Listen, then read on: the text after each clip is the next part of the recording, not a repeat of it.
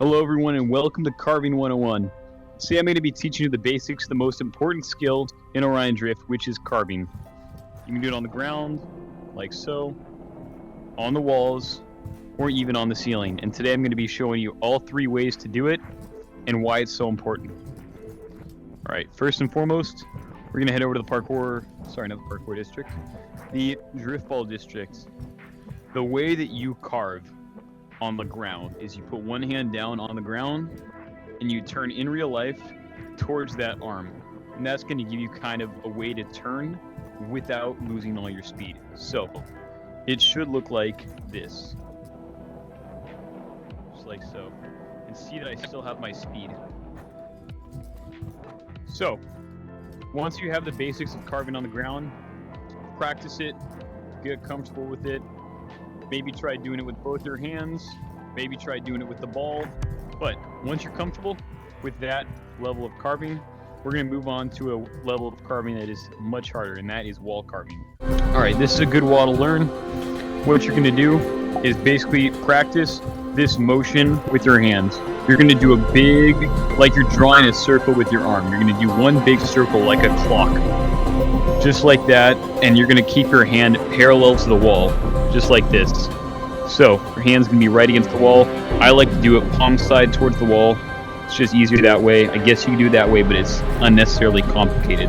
So once you incorporate it, hand towards the wall, make sure to do a slow rotation. It should look like this. Like so. Once you have these two methods down, you should be able to move on to ceiling carving, and that is, without a doubt, the hardest of them all. Ceiling carving. You're going to have your palm against the ceiling. You can do it palm up or palm down. I used to do palm down, but I found it's much easier to do palm up. Basically, you're going to get speed, whatever way that is, usually by boosting or running into it. You're going to cling your right arm to it, and then do a slow circle, just like you're carving on the ground, but in the air. So it should look like this.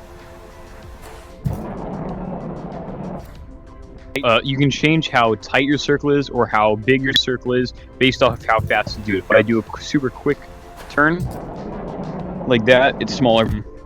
Do a bigger one like so, slower turn, you can see it's much bigger. Now I am turning in real life, so how the process goes, you go up, stop boosting, catch, and do a slow turn in real life, keeping your arm up against the ceiling, hand up against the ceiling. One area where it's super useful is on, well, they took the parkour course down, but the last parkour course, it was super useful. There's a lot of good drills you can do to practice it, but add the addition of a ball, like so.